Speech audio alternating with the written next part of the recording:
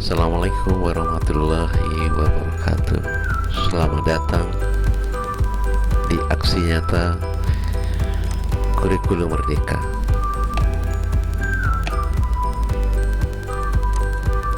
Saya menyebarkan aksi nyata ini melalui media sosial, WhatsApp, YouTube, dan Facebook.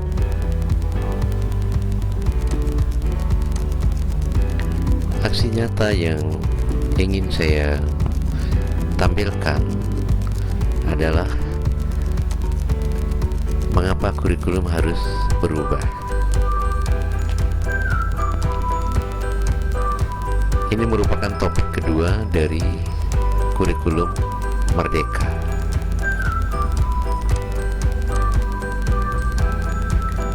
Lalu saya berpikir, apa pengertian dari kurikulum? Kurikulum itu segala sesuatu yang menjadi acuan peserta didik untuk dipelajari secara berkelanjutan di sekolah, dari prasekolah, tingkat dasar, menengah, sampai tingkat tinggi.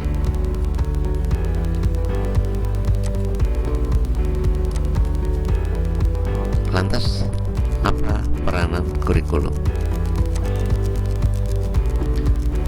Peranan tradisional kurikulum itu mengembangkan budaya masa lampau, kaitannya dengan perkembangan masa kini. Ada peranan yang bersifat kreatif, yaitu mengembangkan sesuatu yang baru sesuai dengan perkembangan yang terjadi dan kebutuhan-kebutuhan masyarakat pada masa sekarang dan masa mendatang.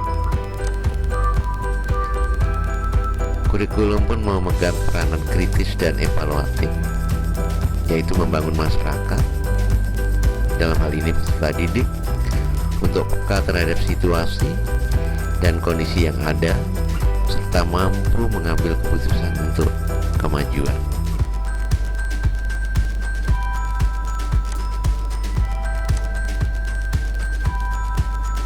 Bagaimana dengan fungsi kurikulum?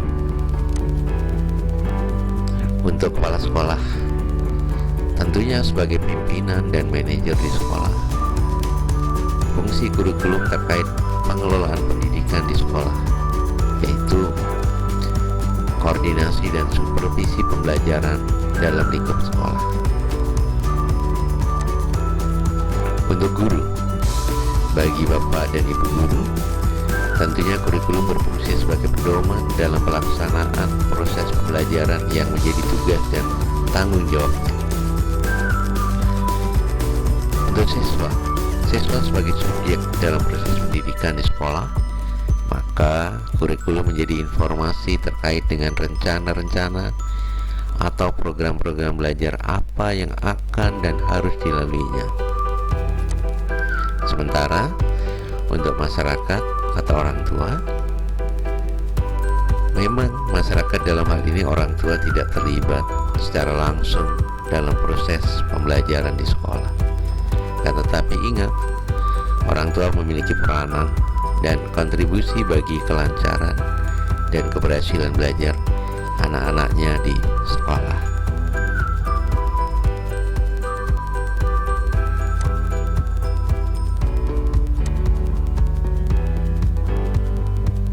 Mengapa kurikulum perlu perubahan?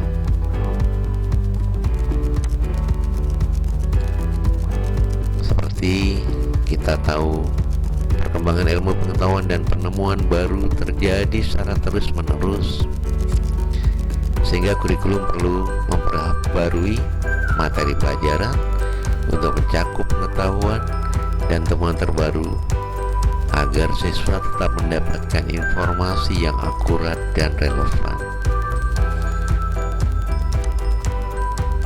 Perubahan sosial dan budaya berdampak pada nilai-nilai dan norma. Hal ini menimbulkan tuntutan sosial untuk berubah seiring waktu, dan kurikulum perlu mencerminkan perkembangan ini. untuk membantu siswa memahami dan berinteraksi dengan masyarakat dengan lebih baik. Perkembangan teknologi yang cepat sehingga kurikulum perlu mencerminkan perubahan ini.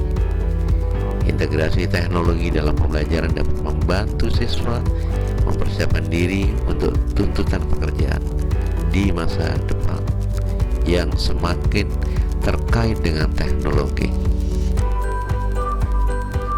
Perkembangan dunia kerja yang terus berubah dan kurikulum harus hadir dan mencerminkan kebutuhan dan keterampilan yang dihargai oleh perusahaan dan industri. Disinilah perlunya kurikulum yang relevan dengan dunia kerja yang membantu siswa lebih siap menghadapi tantangan di pasar kerja.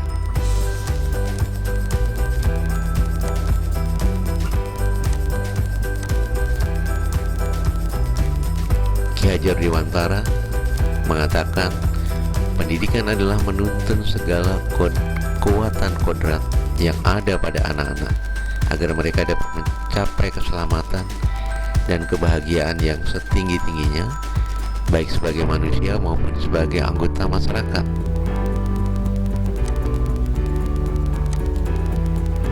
Seiring perubahan zaman, kurikulum perlu berubah.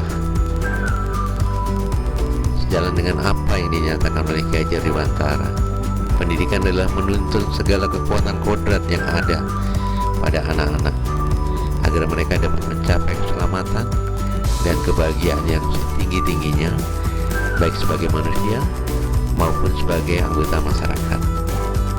Untuk itu, kurikulum harus mampu menyesuaikan dengan kebutuhan peserta didik dan perkembangan zaman. Kurikulum yang baik adalah kurikulum yang sesuai dengan zamannya dan terus dikembangkan atau diadaptasi sesuai dengan konteks dan karakteristik peserta didik demi membangun kompetensi sesuai dengan kebutuhan mereka kini dan masa depan. Untuk menjawab tantangan zaman, kurikulum harus berubah. Kurikulum tidak dapat dipergunakan dalam satu waktu secara terus-menerus karena dunia terus berubah. Maka dunia pendidikan sebagai pilar utama dalam membangun dan mendidik generasi harus pula turut berubah.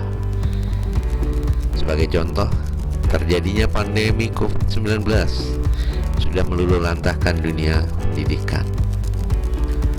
Guru kesulitan mengajar, murid kesulitan mengerjakan tugas, dan orang tua juga tak kalah pusing membantu putra-putri mereka belajar. Sekian paparan saya tentang aksi nyata mengapa kurikulum perlu berubah.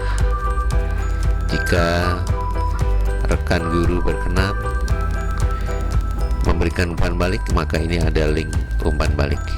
Terima kasih. Salam hebat untuk rekan guru semuanya. Wassalamualaikum warahmatullahi wabarakatuh.